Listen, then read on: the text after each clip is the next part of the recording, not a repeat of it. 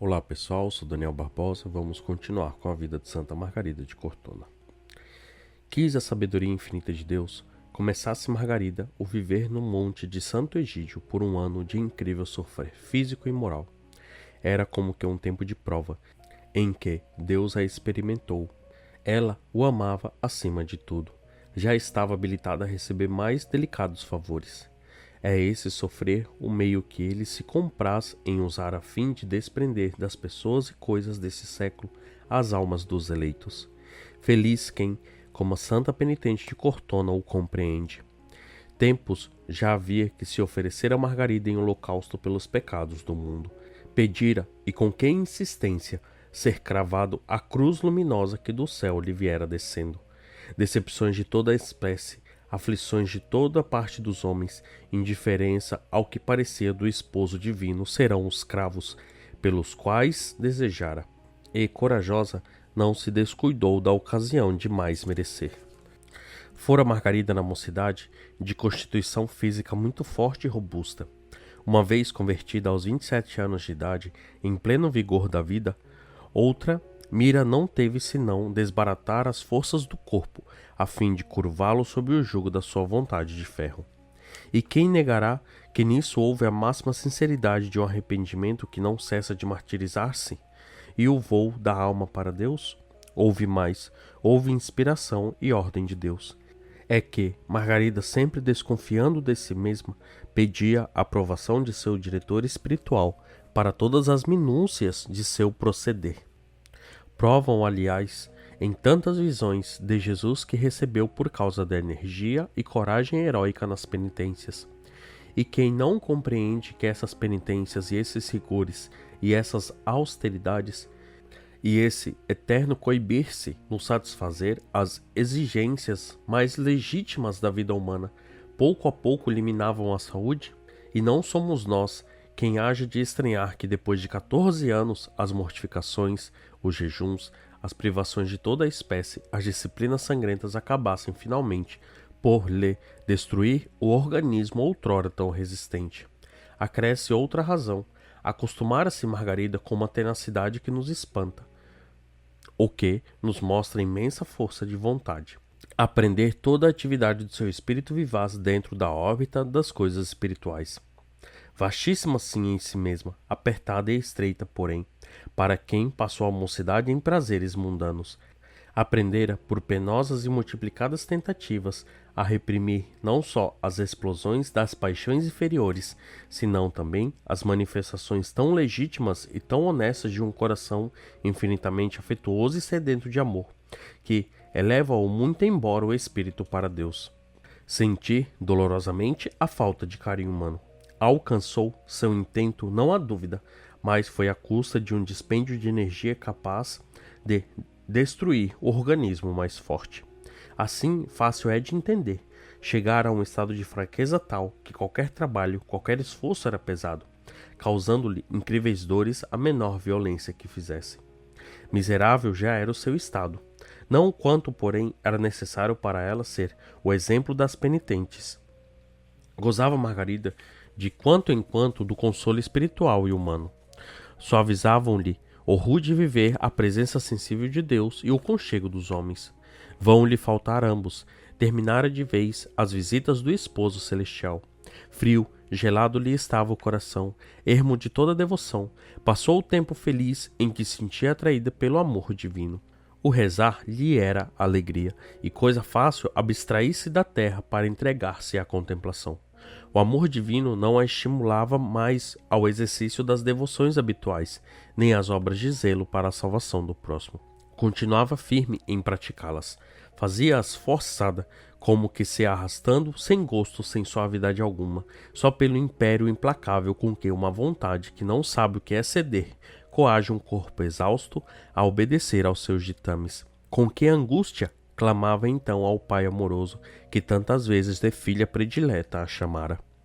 Nem do céu, nem da terra lhe vinha uma gota de consolo. Conforto dos homens não o podia nem queria procurar.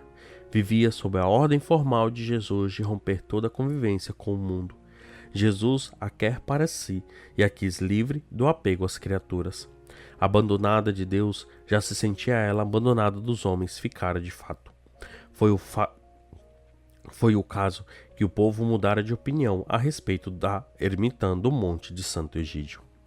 Sabemos com que estima fora tratada pelos cortoneses e populações circunvizinhas. Veneravam-na qual santa que, no meio deles, grandes milagres obrara.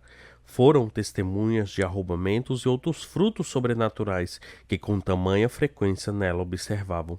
Sucedeu então que, por algum tempo, Deus lhe tirou todos esses dons particulares. Quis assim o Senhor inculcar-lhe bem no fundo da alma não serem concedidas tais dádivas por próprio proveito, senão pelo dos outros. Estava suspenso, pois, o poder que Deus lhe outorgara sobre a natureza criada. Nada mais de milagres, de visões proféticas, de êxtases. Apareceu aos olhos dos que lhe não conheciam o interior, como qualquer figura vulgar, não se distinguindo em nada dos seus patrícios, a não ser talvez pelas enfermidades e a paciência em suportá-los. Como acontece em tais casos, o povo de um extremo passou logo a outro. De mais exaltada admiração e louvor desandou de chofre, no mais cruel ludíbrio e desprezo. Tomavam-na uns por simplória e iludida, outros por enganosa e interesseira. Acusaram-na de fingimento de fraude, e houve quem a incriminasse de ter parte com o demônio. Correm assim as opiniões, cada qual mais disparatada. Gente de toda a classe e de toda a espécie eleva a voz contra a santa penitente. Os homens de negócios, os tais que se ufanam de serem ativos e práticos, e não conhecem proveito algum que não possam ver e palpar, não compreendiam para que serviam a vida como a de Margarida, solitária, longe do trato do mundo, sem resultado imediato e visível. Pessoas sensatas, ou que, por tal eram tidas, daqueles que sempre pronto e acabado têm seu juízo nas questões mais difíceis, chamavam de loucura pensar alguém que Deus daria favores extraordinários à criatura tão indigna. Não esquecem o que ela fora. Aos puros que nunca pecaram, a esses sim seria possível que Deus honrasse, mas uma que veio donde todos sabiam? Ah, isso não. Mal e muito mal faziam os padres franciscanos em importar-se tanto com a direção dessa mulher. Melhor podiam empregar o tempo. Gente de vida duvidosa, e esses sempre são os primeiros a acusar os outros. Tomavam-na de possessa, atribuindo à fraude diabólica as visões que dantes tivera. Assim se pagavam da diferença entre sua vida dissoluta e a vida penitente de Margarida. Neste tempo aconteceu que, sabendo-se impune, uma mulher de condição baixa levou o atrevimento a lançar-lhe em rosto, na presença de muitos, as faltas do passado, chamando-a de hipócrita e fingida. Correu a fama do fato, e não houve quem a defendesse. Infelizmente, o proceder da criada de Margarida veio prestar uma aparência de verdade a tais insultos e calúnias. É de saber que o frei Bevinhate, a fim de levantar as forças apoucadas da sua dirigida, lhe ordenara fazer uso de diminuto vinho nas parcas refeições. Era trabalho da criada procurar todos os meses uma garrafa de vinho em casa de amigos. Em vez de ir mensalmente, lá se ia todos os dias a serva infiel. O rumo que o vinho tomava bem se calcula, como outro sim, o efeito entre os amigos. Eram contrárias a Margarida as aparências. Resfriou a boa vontade dos amigos, cresceu a ousadia dos caluniadores, sofria cada vez mais a santa. Natural e naturalíssimo é tudo isso. Aos reveses da vida ninguém escapa. Provação de Deus, que assim a pura virtude e graça particular dele é compreendê-lo. Teve Margarida essa graça, pois longe de impacientar-se ou desmanchar-se em lamentações, lembrou-se do preceito evangélico. Rezai pelos que vos perseguirem. Perdoava, rezava pelos seus inimigos e lhe prestava os mais humildes serviços. A quem a quisesse defender ou consolar, dizia: uma injúria suportada por amor de Jesus Cristo me traz uma suavidade que melhor me conforta que tudo mais. Nem nisso ficava sua vingança cristã. Oferecer-se em holocausto em prol dos perseguidores era seu prazer. Era esta sua oração: Senhor das misericórdias, perdão para todos, por amor da bem-aventurada Virgem e dos vossos santos, a todos que me fizerem mal, concedei-lhes as bênçãos da abundante misericórdia e das alegrias eternas. E se não lhe quiserdes perdoar gratuitamente, Vingai-vos de mim e castigai a mim, mas perdoai-lhes as culpas. Restava-lhe a mesquinha e humilhada um pouco consolo, um único arrimo, seu confessor, que sinceramente se empenhou em defendê-la. Dispensou logo a criada infiel, colocando no lugar desta a irmã Egídia, criatura simples e fidelíssima e muito do peito de Margarida. Pouco alcançou com isso, o mais não pôde. Era fortíssima a corrente contrária, e como sucede geralmente em tais casos, é levado pelo vórtice da calúnia quem possui bastante hombridade para clamar contra a injustiça. Sobre ele mesmo havia de desabar a tempestade. É de saber que a respeito de Margarida não estavam acordes os padres do convento. Certo, não davam fé aos boatos que espalhava a perversidade de uns e confirmava a leviandade dos outros, nem jamais algum deles julgou mal a santa convertida. Estavam, entretanto, divididos, tomado em conta o mudar-se de casa já por 4 vezes e a extraordinária frequência das visões. Parte dos teólogos conventuais opinava por ilusão ou fraude diabólica. O resto, baseando-se na sinceridade da conversão, seguindo pelas virtudes manifestamente heróicas, francamente se pronunciaram a favor da ação sobrenatural e divina. Venceram os primeiros, reuniram-se entre mentes no ano de 1288, os padres capitulares para o capítulo da custódia da cidade de Sena. Discutiram a questão, aconselharam prudência. Tomou posse o novo custódio, padre Frei João, inquisidor da fé, homem de grande saber em teologia e de santidade provada.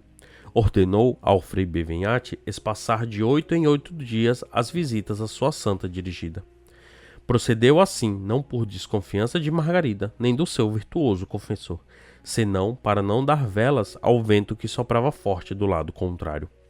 Correram quase 2 anos, morreu o custódio, sucedeu-lhe no governo o padre Frei Filipe, que, temendo engrossar a tempestade, tomou medidas mais enérgicas, removendo Frei Bevenhate para Sena. Exultaram os desafetos, andaram cabisbaixos os raros amigos que restavam. E Margarida, imaginem o abatimento moral em que a prostrou semelhante notícia. O ludíbrio do mundo suportara a resignada. Não a comoveu a oposição suscitada pelas visões. Veio feri-la em cheio no mais delicado ponto do coração, a partida do confessor. Será para admirar que se mostrasse sentida? Quem se lembra da paternal bondade com que o sacerdote a recebera e tratara sempre? Não lhe levará a excelsa penitente em conta de falta digna de reparo esta justa sensibilidade. E se porventura haja quem, pouco entendido nas coisas delicadas da alma ou estranhe, ou de fraqueza acuse a pobre, a qual se tirou o último apego que a vida aprendia, tal não fará por certo quem uma vez experimentou quanto vale prudente diretor, que abundância de luz, força, paciência e coragem sabe infundir nas almas que a Deus conduz. Pois antes de amigo ou pai, o bom diretor é o olho que vigia, a mão que indica o caminho, o coração que sente e consola, o raio de sol que faz brotar e florescer os germes da graça. Haverá coisa mais natural que a lágrima provocada pela perda de tal homem? Não fora, entretanto, sem consolo, a despedida. Ensinada por Deus, que ao seu espírito profético abriu o futuro, pôde a santa assegurar ao seu pai espiritual que não havia de abandonar de todo a pequena planta confiada aos seus paternais cuidados. Havia de voltar, a fim de assistir-lhe na última hora. Os franciscanos continuariam seus protetores e lhe seria entregue a guarda de seu corpo, depois de correrem alguns anos da sua morte. Seguiu Frei Junta para Sena. Tomaram-lhe o lugar Frei Filipe e o padre Badia Ventura, capelão de São Basílio. Não esqueceu Margarida o primeiro pai de sua alma. Escrevia-lhe uma vez ou outra por ordem de Jesus. Não deixava o pai zeloso de responder à filha querida, consolando-a no duro transe pelo qual passava, e pedindo a sua intercessão e oração para os seus trabalhos em Sena, onde, ao que parece, não lhe corriam as coisas à medida da vontade. Não foi, entretanto, o maior sofrimento de Margarida o afastamento de seu confessor, nem os insultos e as zombarias de um mundo que a não compreendia. Golpe mais cruel havia de feri-la, nesta época em que de parte dos homens já andava sofrendo tanto. Retirou-lhe Deus todo o consolo, chegando ao auge da intensidade a secura espiritual, o sentimento de abandono e os cruciantes temores que lhe são consequências inevitáveis. A separação, neste caso, é tão dolorosa que rasga as entranhas da alma. Um martírio incrível, na palavra do próprio Jesus à sua serva. De fato, foi um martírio. Presa da secura espiritual e, por conseguinte, atormentada dia e noite pela negra imagem da rejeição de Deus, o único objeto dos anseios do coração amoroso era, semelhante Margarida, a esposa dos cantares, que pelo bem-amado pergunta a todas as criaturas, e, caminhando às cegas pelas ruas de Sião, julga a cada passo encontrá-lo, mas recua desiludida e em tristes ais se esgota e se consome. Foi embalde que tentaram seus diretores iluminar as trevas desta alma com o raio luminoso da fé.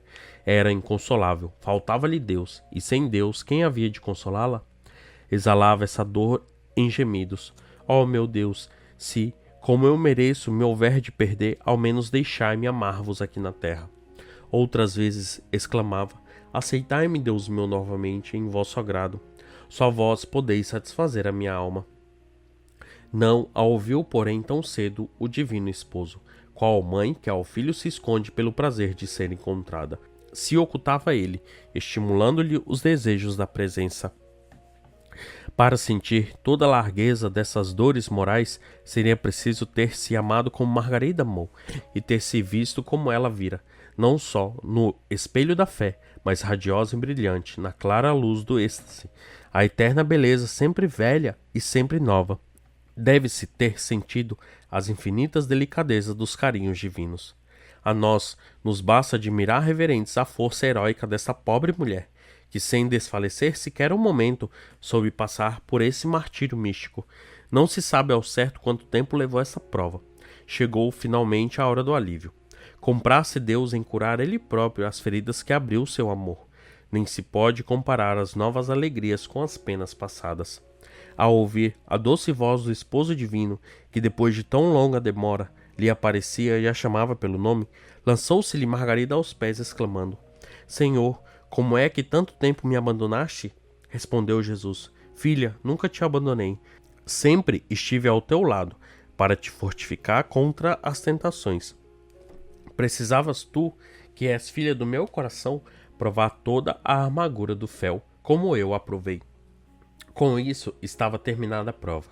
Foi um ano de cruel sofrer que a humanamente não chega bem a penetrar. Doravante, saboreara Margarida as doçuras da vida contemplativa, ainda que se interrompam estas, alguma vez, por trabalhos penosos do corpo e da alma.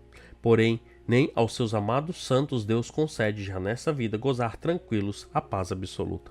Dá-lhes força no meio das tormentas. O gozo absoluto e o repouso das fadigas só terão no céu. Admiramos até aqui a rara energia moral que animava Margarida, quando, no seu calvário, recreemos agora nosso espírito pelos mistérios de sua vida íntima e pelas revelações que com tamanha frequência recebeu. O considerar como esta alma predestinada convivia com Jesus, ser-nos-á estímulo de união cada vez mais firme com Deus. Pessoal, e aqui nós acabamos mais uma parte da vida de Santa Margarida de Cortona. Santa Margarida de Cortona, rogai por nós.